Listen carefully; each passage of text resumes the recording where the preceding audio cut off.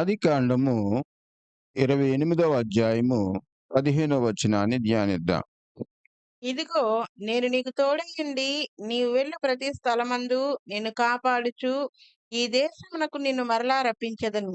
నేను నీతో చెప్పినది నెరవేర్చు వరకు నిన్ను విడువనని చెప్పగా, చూడండి, ఇక్కడ యాకోబు ప్రార్థన చేసినప్పుడు దేవుడు ప్రత్యక్షమయ్యి ఇక్కడ యాకోబుతో అంటున్నాడు కదా, నేను నీకు తోడయుండి. చూడండి, ప్రార్థన చేసినప్పుడు యాకోబు మార్గాలన్నీ ఎవరి దగ్గరికి వెళ్ళిపోయినాయట? దేవుడి దగ్గరికి వెళ్ళిపోయినాయి. ఆయన మార్గాలలో, యాకోబు యొక్క మార్గాలలో కాపాడటానికి దేవుడు దిగి వచ్చేసాడు. చూడు, మార్గాలు మనం ప్రార్థన చేసి దేవుడికి అప్పచెప్పినప్పుడు, మరి మన కార్యాలు నెరవేర్చే దేవుడికి మన మార్గాలు అప్పచెప్పినప్పుడు, దేవుడిని మనం నమ్ముకున్నప్పుడు, దేవుడు మన కార్యాలన్నీ కూడా నెరవేరుస్తాడు. ఆ రీతిగా యాకోబు ఏం చేశాడట? ప్రార్థన చేసినప్పుడు దేవుడు ప్రత్యక్షమై అక్కడ ఏమన్నాడట? ఆయన, నేను నీకు తోడయుండి, నేను నువ్వు వెళ్ళు ప్రతి స్థలమందు కూడా కాపాడుచు ఈ దేశము నీకు మరలా రప్పిస్తాను. నేను నీతో చెప్పిన మాట నెరవేరు వరకు కూడా నిన్ను విడవనని చెప్పగా, ఎడవనని చెప్పాడు దేవుడు. చూడండి, మార్గాలు దేవునికి నువ్వు అప్పచెప్పినప్పుడు నీ పనులు ఆగిపోతున్నట్టు కనబడతాయే కానీ, నీ పనులు పూర్తయ్యే వరకు కూడా, నీ పిలుపు పూర్తయ్యే వరకు కూడా, ఈ భూమి మీద దేవుని యొక్క నువ్వు చేయవలసిన పనులు పూర్తయ్యే వరకు కూడా దేవుడు ఏం చేస్తాడట? విడవడు, ఎడబాయడు. ఎప్పుడట? ఎప్పుడు? దేవునికి నీ మార్గం అప్పచెప్పాలి. దేవుడికి నీ మార్గం అప్పచెప్పినప్పుడు యాకోబుతో దేవుడు అంటున్నాడు కదా, నిన్ను తిరిగి రప్పించే వరకు కూడా నేను విడవను, ఎడబాయను. చూడండి, మనం సొమ్మసిల్లిపోతాం, అలసిపోతాం శరీరం కనుక. అయితే దేవుడు ఏం చేస్తాడట? ఆయన సొమ్మసిల్లడు, అలయడు. ఆయనకి నువ్వు మార్గాలు అప్పచెప్పును. నీ మార్గాల గుండా, ఏ మార్గం గుండా ఆయన నిన్ను నడిపించాలో ఆ మార్గాలలో ఉన్నటువంటి ఆటంకాలన్నీ కూడా దేవుడు ఏం చేస్తాడట?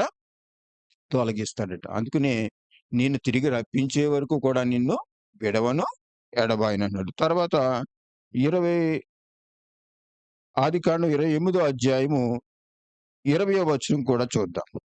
అప్పుడు యాకోబు 20, 21 వచనాలు చూద్దాం. అప్పుడు యాకోబు నేను తిరిగి నా తండ్రి ఇంటికి క్షేమముగా వచ్చినట్లు దేవుడు నాకు తోడయుండి, నేను వెళ్ళుచున్న ఈ మార్గములో నన్ను కాపాడి చెడు ఏం చేశాడట? మార్గంలో కాపాడాడట. ఎల్లుచున్నటువంటి మార్గంలో దేవుడు ఏం చేశాడట? కాపాడాడట. కాపాడడానికి ఏమంటున్నాడు? తర్వాత వచనం కూడా చదువుదాం. తినుటకు ఆహారమును, ఆ. ధరించుకొనుటకు వస్త్రములను ఉమ్, నాకు దయచేసిన ఎడల ఉమ్, యెహోవా నాకు దేవుడై ఉండును. ఉమ్. చూడండి, ఎప్పుడైతే తినటానికి వస్త్రాలను, ధరించుకోవడానికి వస్త్రాలను ఈ మార్గములో కన్నా నాకు ఎలా దయచేస్తాడో దేవుడు, దయచేస్తాడు కనుక ఆయన నాకు ఏమై ఉంటాడు? దేవుడై ఉంటాడు. దేవుడై ఉంటాడన్న తర్వాత యాకోబు ఒక మొక్కుబడి చేసుకున్నాడట. ఏమని చేసుకున్నాడట? 22వ వచనం కూడా చూద్దాం. మరియు స్తంభముగా నేను నిలిపిన ఈ రాయి దేవుని మందిరమగును. మరియు నీవు నాకిచ్చు యావత్తులో 10వ వంతు నిశ్చయముగా నీకు చెల్లించేదనని మొక్కుకొనెను. చూడండి, ఒక నిశ్చయిత వచ్చేసింది. యాకోబులోకి ఏమొచ్చింది? ఒక నిశ్చయిత వచ్చేసింది. ఆ నిశ్చయితతో ఏం చేస్తున్నాడు? ఆ నిలిపి, రాయిగా నిలిపి, అవును, నీవు నాకిచ్చి యావత్తు అంతట్లోను కూడా 10వ వంతు నీకు చెల్లిస్తా. అంటే ఒక విశ్వాసం యాకోబులోకి ఏం కలిగిపోయిందంట? యాకోబు ఎప్పుడైతే ప్రార్థన చేసి తన మార్గాలను దేవుడికి అప్పచెప్పాడో, ఉండటానికి, తినటానికి ఆహారాన్ని, ధరించుకోవడానికి వస్త్రాలకి ఇచ్చినటువంటి దేవుడు ఈయన. ఈయన నమ్మకమైన దేవుడు, నా మార్గాలన్నిటిలోనూ కాపాడతాడని ఒక విశ్వాసం యాకోబుకు కలిగింది. అందుకని నీ మార్గాలు ఇప్పుడు ఎవరికి అప్పచెప్పాలట? దేవునికి. ఏ పరిస్థితి అయినా సరే నువ్వు సొమ్మసిల్లిపోకూడదు, అలయకూడదు. నువ్వు ఎంత ఇరుకైన ఎంత ఇబ్బంది అయినా సరే నువ్వు త్రొట్టెళ్ళిపోకూడదు. అయ్యో! అయిపోయింది నా చరిత్ర అనుకోకూడదు. దేవునికి ఆ మార్గాలు అప్పచెప్తే దేవుడు గొప్పగా నీ కార్యాలు నెరవేరుస్తాడు. చూద్దాం. 84వ కీర్తన 7వ వచనం కూడా ధ్యానిద్దాం. వారి నానాటికి బలాభివృద్ధి నందుచు ప్రయాణము చేయుదురు. వారిలో ప్రతి వాడును సియోనులో దేవుని సన్నిధిని కనబడును. చూడండి, ఎప్పుడైతే దేవుని మార్గాలను అప్పచెప్తావో నానాటికి బలాభివృద్ధి పొందుతారట. ఎలాగట? నానాటికి. అంటే రోజు రోజుకి బలం ఎక్కువవుద్దా? తక్కువవుద్దా? మామూలుగా అయితే తక్కువవుద్ది. అయితే దేవుని వైపు చూసి దేవునికి నీ మార్గాలు అప్పచెప్పినప్పుడు నానాటికి బలం పెరుగుద్దట.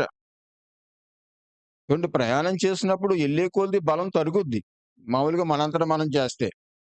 అయితే దేవునికి నీ మార్గాలు అప్పజెప్పినప్పుడు నీ నీ బలం ఏమవుద్దట? వృద్ధి చెందుద్దట, పెరుగుద్దట.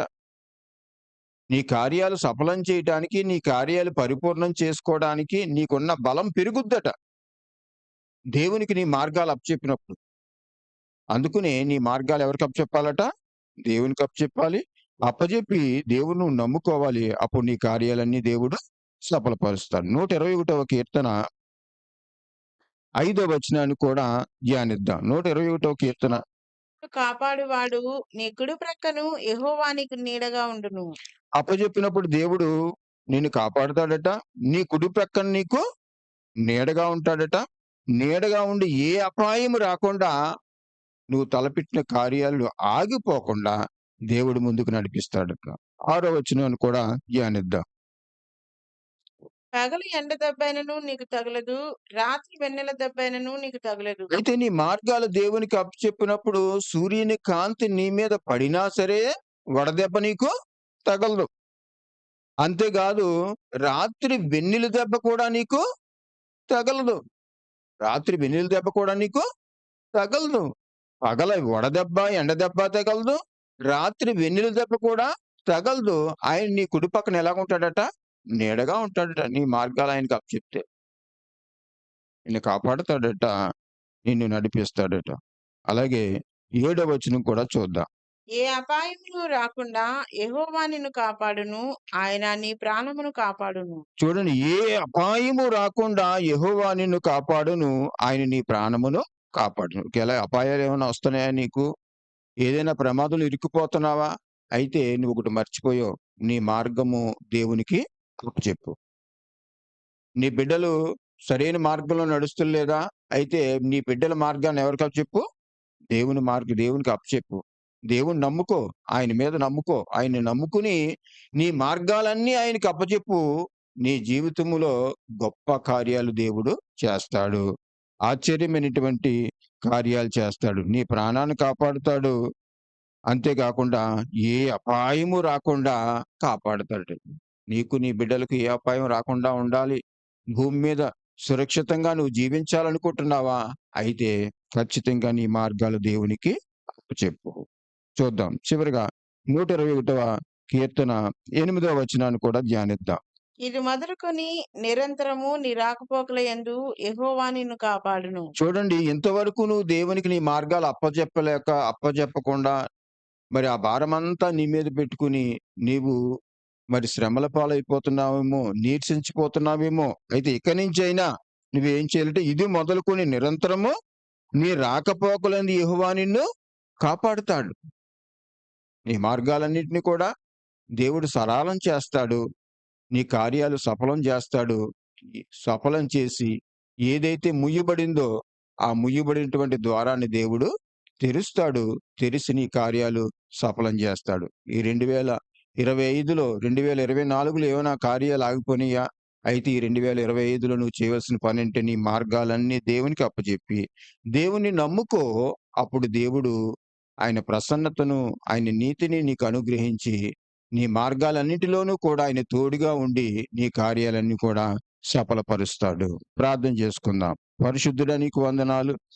ప్రేమ కలిగిన యేసుక్రీస్తు ప్రభువా, నీకు స్తుతులు స్తోత్రాలు తెలియపరుస్తున్నాం. ఇంకో మార్గాలన్నీ కూడా దేవుడికి అప్పచెప్పినప్పుడు, దేవుణ్ణి నమ్ముకున్నప్పుడు, ఇగోనైనా మా యొక్క కార్యాలన్నీ నువ్వు సఫలం చేస్తానన్నావు. ఇంకో పగటి వేళ ఎండ దెబ్బైనను, రాత్రి వేళ వెన్నెల దెబ్బైనను తగలకుండా కాపాడుతానన్నావు. ఇది మొదలుకొని నిరంతరము నీ రాకపోకలయందు నేను కాపాడుతానంటున్నావు తండ్రి. ఇంగో బిడ్డలందరూ కూడా నాయనా సొమ్మసిల్లిపోయినటువంటి స్థితిలో ఉన్నారేమో, ఏ స్థితిలో ఉన్నారో నాయనా, ఆ భారం భరించలేనటువంటి స్థితిలో ఉన్నారేమో, వ్యాధిలో ఉన్నారేమో, బాధలో ఉన్నారేమో, శోధనలో ఉన్నారేమో నాయనా. ఇంగో ఈళ్ళ మార్గాలన్నీ కూడా నీకు నాయనా అప్పజెప్పడానికి సహాయం దయచేయండి తండ్రి. ఇంగో నీ మార్గాలన్నీ కూడా వీళ్ళ బిడ్డల యొక్క మార్గాలన్నీ నీకు అప్పజెప్పడానికి సహాయం దయచేయి ప్రభువా. ఇంగో నీ మార్గాలన్నీ కూడా వారికి నాయన చూపించు తండ్రి. నాయన బిడ్డలను దీవించండి, ఆశీర్వదించండి తండ్రి. ఇంగో నాయన నీ మార్గాలన్నీ వారికి అప్పచెప్పుచుండగా వారి కార్యాలన్నీ సఫలపరచమని యేసు నామములో ప్రార్థిస్తున్నాం తండ్రి. ఆమేన్. God bless you.